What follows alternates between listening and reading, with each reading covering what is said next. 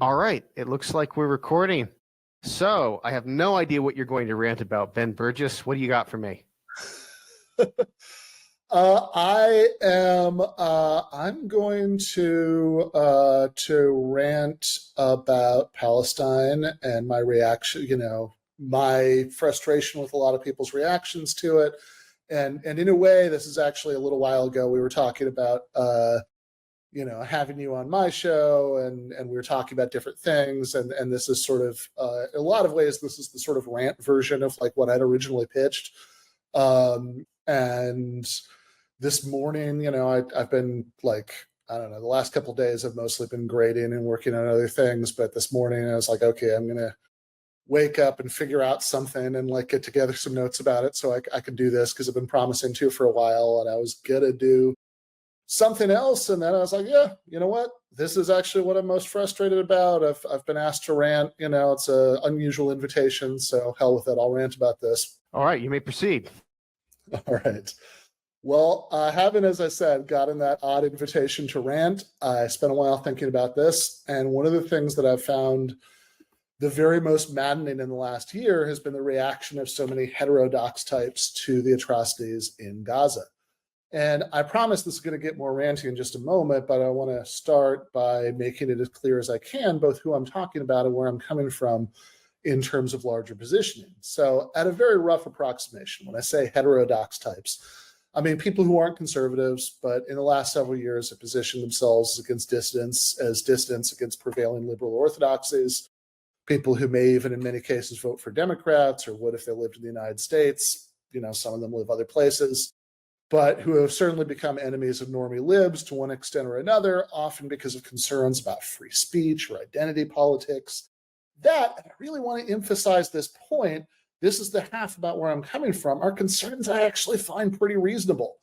Hell, my starting point, is clearly much further left, but I've raised a lot of very similar concerns. Check out the critical review that I wrote for Damage of Naomi Klein's book Doppelganger. The review is called Left Identitarianism is Also a Mere World. Hell, I wrote a book that came out 3 years ago called Canceling Comedians While the World Burns, and I went on Joe fucking Rogan to talk about it. So in a certain sense, I'm at least pretty adjacent to the concerns that people I'm talking about. And at the very least, whether I always agree with them or not, or even if I sometimes think they fall into silly culture war traps of their own, I really do share some of their basic impulses. Cancel culture is toxic. Identity politics is bad. Shutting down important debates with spurious accusations of bigotry is certainly bad. We should be even-handed universalists about whatever principles we care about and not listen to some people more and blah, blah, blah, all that stuff. I'll hold that thought, because we're a little over a year into the easiest possible test of all of the above in recent history. And so many of these people are failing it. So many.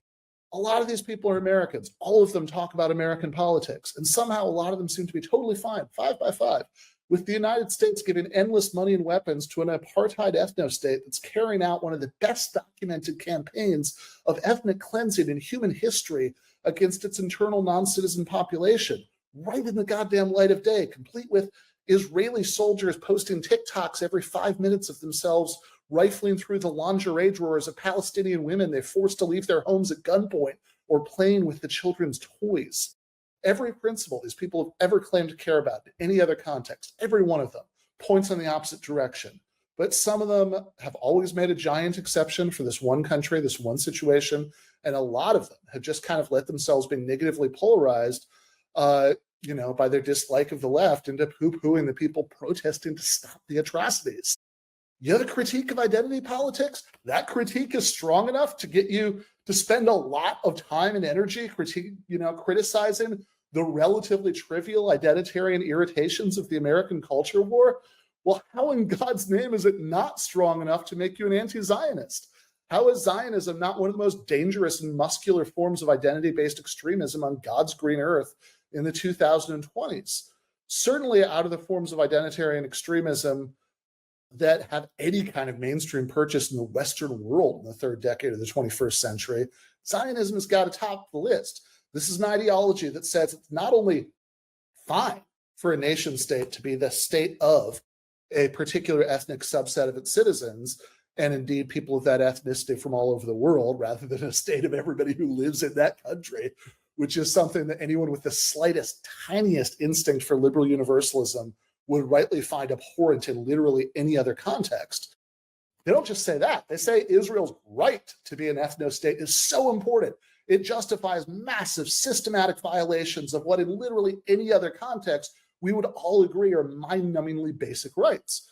We're talking about millions of people whose families were ethnically cleansed within living memory, not being allowed to come back because openly and unabashedly, they'll tell you this is the reason letting them come back would change the ethnic balance of the state. There'd be too many people with the wrong ethnicity compared to the people with the right ethnicity. Having a criticism of identity politics in American culture war politics, but not having a problem with that is like saying you can't drink a cup of Maxwell House because the caffeine makes you too jittery and it's bad for you.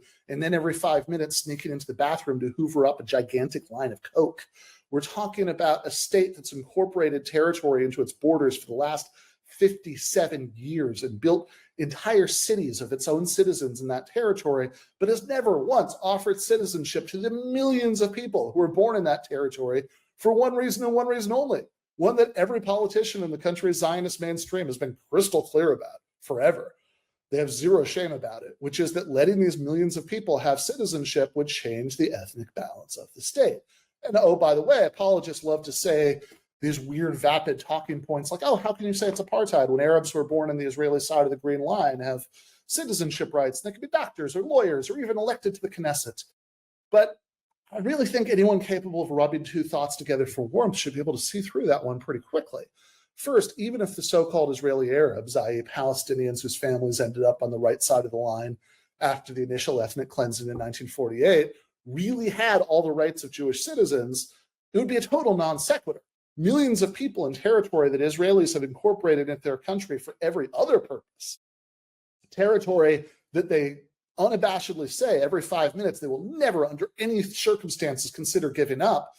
Millions of people being denied citizenship because of their ethnicity is more than sufficient for the word apartheid to fit. It wouldn't follow from Israeli Arabs not being denied citizenship for being Arab that no one is denied citizenship for being Arab, especially because, again, no mainstream Israeli politician has ever been shy about saying we can't give these West Bank Arabs equal rights because if we did, there would be too many Arab citizens and we wouldn't have a guarantee of a permanent Jewish majority forever. And also, read any human rights organization's report on this stuff, and they'll tell you that the idea that Israeli Arabs have equal rights is a total absurdity. The kind of blatant, open, no Arabs allowed in this housing development discrimination that's banned by the Civil Rights Act in the United States, has been banned since decades before I was born, is totally illegal and openly practiced there. Racist harassment by authorities is totally routine. Zero of those Arab Knesset members who Western apologists like to treat as props for their no apartheid here talking points, zero of the actual Arab Knesset members would tell you that there's no apartheid in Israel. Oh, and by the way, Arab candidates for the Knesset are routinely legally disqualified from running for being too anti-Zionist and too openly saying we should just be a state of everyone who lives there and not a specifically Jewish state. And sure, if you ignored all this and put your hands to your eyes like the see no evil monkey and told yourself that Israeli Arabs had equality, you could tell yourself, past tense, in the 90s and 2000s, that the millions of Arabs denied citizenship in the West Bank were fine, no apartheid here, because one day there would be a two-state solution. But now, Benjamin Netanyahu says every 5 minutes that there will never, under any circumstances, be a two-state solution. And it's not just him. Even the mainstream opposition is on that page. The Knesset passed a resolution saying there would never, ever be a two-state solution, and the only Jewish Knesset member to vote against it was a member of the Communist Party. Everybody else either skipped the vote so they wouldn't have to go on record one way or the other, or voted yes. So where does that leave them? If there's never, ever going to be a two-state solution, and they're never, ever going to give these millions of human beings citizenship in their state, where does that leave them? The logic of the situation is the logic of ethnic cleansing. And when Hamas committed some very bad, but compared to what happened next, microscopic war crimes of their own on October 7th of last year, and gave Israel the golden excuse that they were looking for, that's exactly the logic they've been acting on ever since. In a war allegedly being fought to root out 30,000 Hamas fighters, that's the estimated pre-October 7th number, And oh boy, if you believe that that's really what the war is being fought for, I have many thousands of bombed out bridges to sell you. In that war, Israel has forced literally millions of people to evacuate from their homes at gunpoint, just openly Milosevician. And when civilians have evacuated to exactly where they're told to evacuate to, 2,000-pound bombs are dropped on them there. Israel has systematically and blatantly and methodically destroyed every aspect of normal civilian infrastructure. And no one who hasn't just turned their brain off on this subject can continue to believe it's collateral damage, that it's unintentional. It just doesn't, story just does not fit the most evident facts of the case.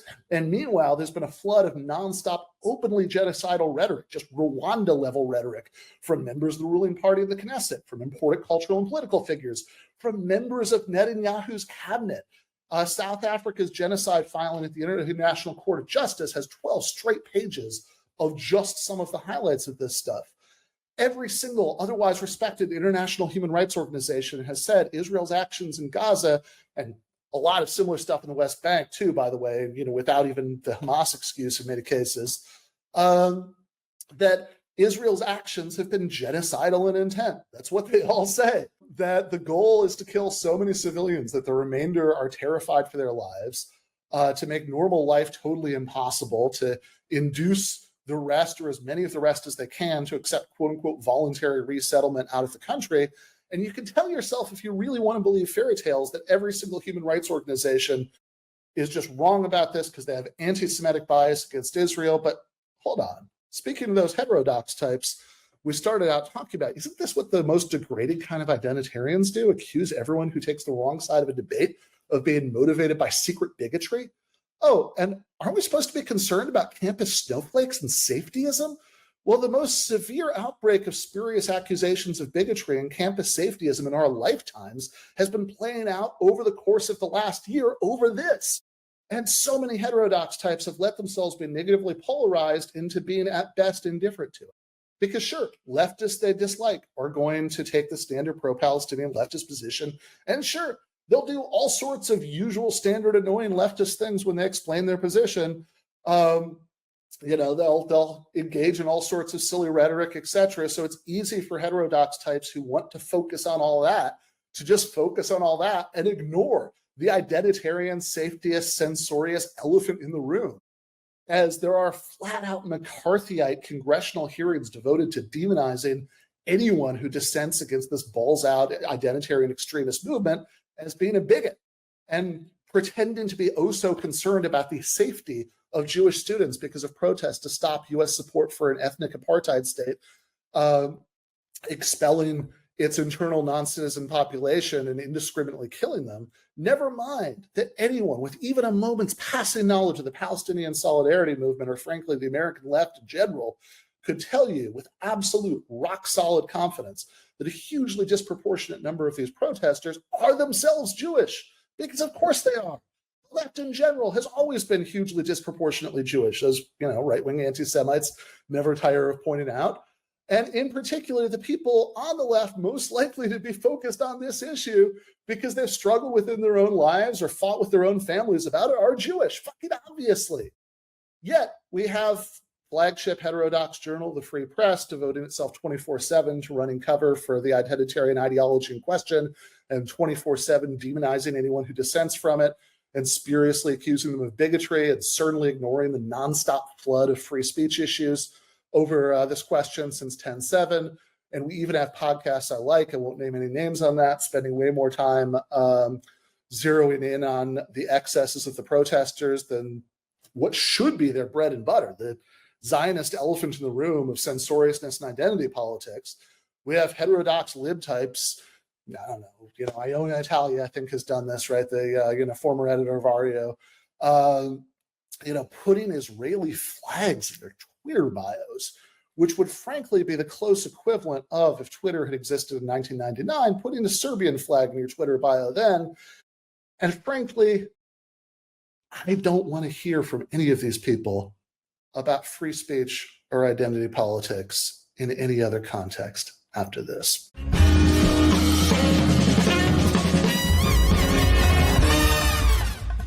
You have been watching free public content from Give Them an Argument.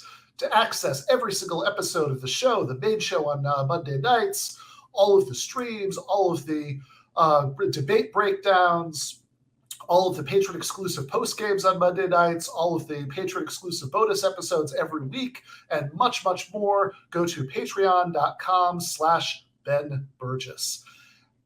I cannot resist ending this with, don't be foolish.